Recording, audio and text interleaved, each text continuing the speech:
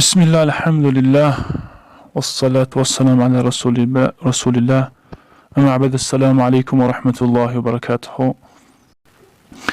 دیگر که هست درباره اینکه انسان در درجه صالحین برسد، یکی از همین قسمه ها باید از تمام گناه ها خودش رو احتیاط باشد. از جمله امروز که مثلا ما و شما احتیاط نیستیم از غیبت. خیلی که حسن بصری رحمه الله میفرماید که احتیاط باش از آن نفرهایی که به سوی تو سخن نقل میکنن میارن. یعنی که وقتی که در نزد ما یگام نفر بگوید که اون فلانی انسان ترامخی غیبت کرد و تر خیلی گفت و خیلی گفت، ما خیلی خرسند میشیم از اون نفری که سخن به ما رسونده است، میگیم خیر همین گفتک ما فهمیدیم این خیلی و خیلی. این خیلی نیست. اصلا اون انسانی که سخن به تو نقل کرده است از یک نفر دیگه به تو وارد است، میگه حسن بصری، از اون احتیاط باش، چون که اون یک از روزها سخن تو را به دیگر نفر برده میرساند. وقتی که سخن دیگر نفر را به تو آورده رسون و هر آینه سخنی از نام تو را گرفته دیگر نفر را میبرد میرساند. و هم خاطر امام شافعی رحمه الله وقتی که به اون سخن میآوردن میگفتن که فلان انسان شما را ای طور گفت و او طور گفت و شما را غیبت کرد، گفتن خیلی هر گپ میگفت.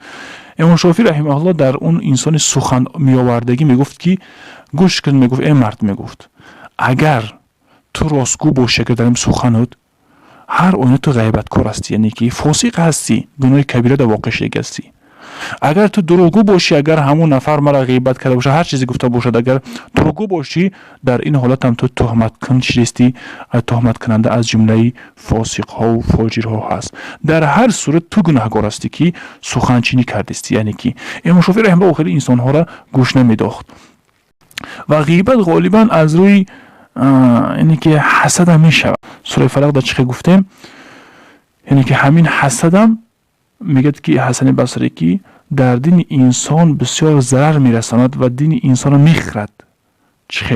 چخیلی که یک آتش یک چوب میخرد، میگن همین خیلی انسان تیز حسد در دین مسلمان و در جسم انسان مسلمان حسد ضرر دارد. حسد اینه که یک نفر یکی غیبت، یکی حسد، یکی گمان، اینا در آیت قرآن آمده است که این بعض الظن اثم، بعضی گمان ها هستند که گناه هستند، گمان میکنیم گناه هست. و دیگر که هست غیبت، ولا یغتب بعضکم بعضا، این با آیت ثابت دیگه هست، مثلا یک دیگرتون غیبت نکنید. و دیگر که هست حسد هم با آیت ثابت دیگه، و من شر النفاثات فی العقد من شر حاسد اذا حسد. به هر حال یکی غیبت، یکی حسد، یکی گمان غالبا در انسان ها یافته می شود. از ما و شما غالبا هست همین درد و همین بیماری در ما و شما هست. این گناه هست، گناه بسیار سخت است، اما اهمیت نمیدیم. ما با بالا این کرده با جنت طلب میکنیم از الله پاک. چخیلی که حسن بصری میفرماید که طلب کردن جنت به عمل، یعنی که اگه عمل خیری نیست در ما، این یکی گناهی از گناهان است میگد. یعنی که گناهی از گناهان است.